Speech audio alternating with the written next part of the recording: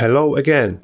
Today I will show my 3.19 MF build guide, which is actually my first good Magic Find setup that I can do tier 16 maps easily with. No more low tier maps farming. I've stopped using Ice Shot and started using Tornado Shot as the main skill, and it feels much stronger now. Big thanks to MF Academy Discord for huge help with this setup. Let's get into it. First, let's discuss the item quantity and item rarity values. My character item quantity, including the 21-23 IAQ gem, is 188%, which is almost the max in the game. Character item rarity is 186%. Additional bonuses are 25% quant and 50% rarity from the Legacy Wind Reaper bonuses, 78% item rarity from the Gold Flask and its increased effect, and 30% rarity from Kingmaker Axe, which my animated Guardian is equipped with. This gives total numbers of 213% quant and 344 rarity. The conclusion is simple: quant is okay, but the rarity is too low, and in the next step I should definitely stack some more of it. Now the gear. Bow is a Legacy Wind Reaper with the Accuracy enchant, as accuracy plays important role in dealing crit strikes. Quiver is a nice synthesized rare one with +1 arrow implicit and 7% chance to gain a frenzy charge on hit implicit, which is really nice, so this Quiver is a frenzy charge's source. Helmet is a mirrored copy of Rune Halo from MC. It has Legacy +2 Tornado Shot secondary projectiles enchant and a decent amount of damage, quant and rarity. Body armor is Spirit Hide from the TFT mirror shop.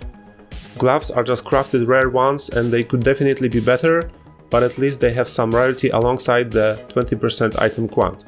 Boots are the Legacy unique Goldworm. They are not too strong, but they have 30% item quant, which is the max for this slot. Amulet is the rare talisman, which I crafted by myself. It's not OP, but it has 29% item quant, which I really like.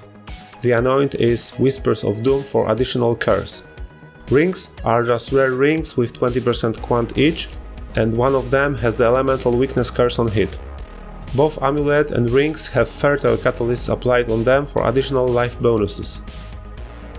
Belt is the Headhunter belt. I always said that the best option for me would be the 5% IAQ implicit one, but right now I actually decided that the rarity implicit is better and I have 29% IIR implicit on it.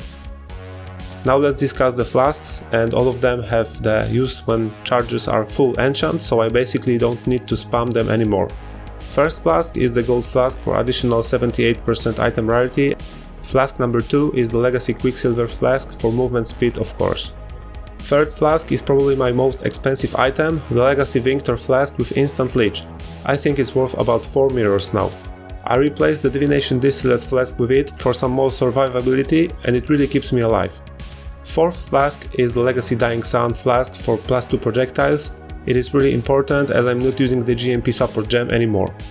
Flask number 5 is the Cinder Swallow Urn, the Crit Strike Legacy version. Really strong flask with many benefits. Now let's get into the skill tree jewels. Here's my Watcher's Eye jewel. It has Corrupted Blood Immunity implicit mod, and the explicit mods are increased attack damage while affected by precision, increased crit strike chance while affected by wrath, and gain flask charge when you deal critical strike while affected by precision. Next jewel is the historic one, Lethal Pride, timeless jewel with number 10523. It allows me to allocate 2 times 5% chance to deal double damage, which is 10%, increased life, and 10% chance to intimidate enemies for 10 seconds on hit. Next jewel is the Unnatural Instinct, socketed near the Fervor notable. This jewel grants bonuses from unallocated small passives, so in this part of the tree it gives life, crit chance, evasion, elemental resistances, attack speed and accuracy rating. Now let's get into clusters. First large cluster jewel is the 12 passives one. The important mod on it is the 35% increased effect of small passive skills. Other mods are life, attributes and some resistance from small passives, all affected by the 35% increased effect. Other jewels in this cluster are 2 medium cluster jewels, one with pressure points and quick getaway, and other one with eye to eye and repeater. They each have a searching eye jewel socketed with the Legacy added flat lightning damage mods. Second large cluster jewel is one that uses Prismatic Heart and Snowstorm. Other jewels in this cluster are 2 medium jewels, 2 with pressure points and quick getaway. They each have similar searching eye jewel as in the first cluster socketed with the legacy added flat lightning damage mods. Third large cluster jewel, same as the previous large cluster, also uses Prismatic Heart and Snowstorm. It has two medium cluster jewels. One has Blast Freeze, so the freezes spread to other enemies, and Storm Rider, which is important to generate power charges. Other medium cluster jewel uses Pressure Points and Quick Getaway. They each have similar Searching Eye jewel as in the first cluster socketed with the legacy added flat lightning damage mods. So in total I have 18 tree jewels. Here's my skill tree and let's have a look at some of the points here. I have Clever Thief for life and mana leech, Forces of Nature for 10% elemental resistances penetration, Charisma for increased efficiency of mana reservation, Replenishing Remedies to gain more flask charges, Lethality for projectiles crit chance and crit multi, and some life nodes of course. My masteries are Life Mastery for 10% increased life, Reservation Mastery for 8% increased damage for each aura affecting me, and Projectile Mastery for 15% projectile speed, as it's important for Tornado Shot secondary projectiles to last longer. My Ascendancy is Deadeye. It has Gathering Winds for permanent tailwind, which gives increased action speed, which is technically increased attack and movement speed, Ricochet for +1 chain, Endless Munitions for +2 projectiles, and Far Shot. My major Pantheon god is Soul of Arcali for some damage over time mitigation. The minor Pantheon choice is Soul of Aberath for Burning Ground immunity. Bandits Quest status is Help Alira for additional +15% to all elemental resistances and a nice 20% crit strike multi. Now let's talk about skills, auras and support gems. My main skill, which is used both for mapping and single target, is Divergent Tornado Shot connected to 21-23 item quantity gem, Awakened Elemental Damage support, Divergent Trinity support, Mirage Archer support, and Awakened Fork support. I also tested Awakened Chain instead of Awakened Fork, and even though that chain is more expensive, Fork feels much stronger with this setup. Secondary 6-link is used for Animated Guardian. It gives some damage and defense, but the main reason is to get 30% item rarity. Here are the items that I use to summon it.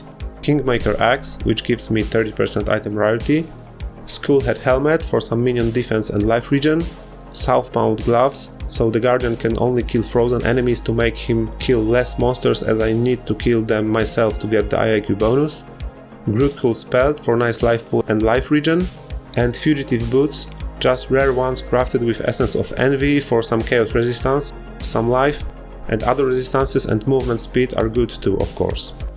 The gem for this setup is of course Animated Guardian, connected to Empower level 4, Minion Life support, Mid Shield support, Elemental Army support, and Summon Ice Golem.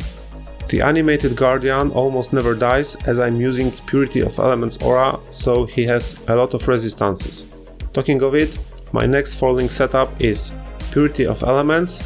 It not only keeps my minions safe, but it also makes me immune to elemental ailments, and this aura is also a must-have if you want to keep your Animated Guardian alive. Next aura is Wrath, next one is Precision, and they are all connected to Enlighten level 4.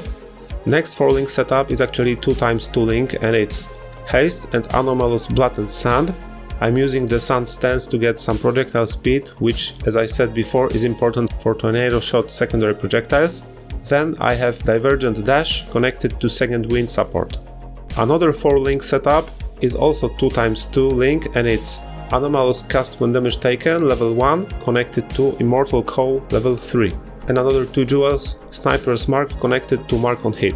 Now here's very important thing, if you have this Mark on Hit connected to the Mark gem, it works like Curse on Hit and it doesn't need to be connected to the skill. It's applied with every skill that you use, which is crazy. It's a huge damage boost, and that's why I use Whispers of Doom Amulet Enchant to have +1 curse, so I can apply this mark with every single hit. Now offense and defense tooltips. My Tornado Shot damage tooltip shows 142k 281, and with all flasks active it shows 191k 118. My resistances are 75, 75, 75, and they are overcapped for minus resistances maps. My life pool is 5k 313. So this is basically it. The path of building paste bin will be in the pinned comment. If you're not sure about something, please ask in the comments and I will reply. Thanks for watching, and please subscribe to help me getting to my 1000 subscribers goal. Thanks and see you!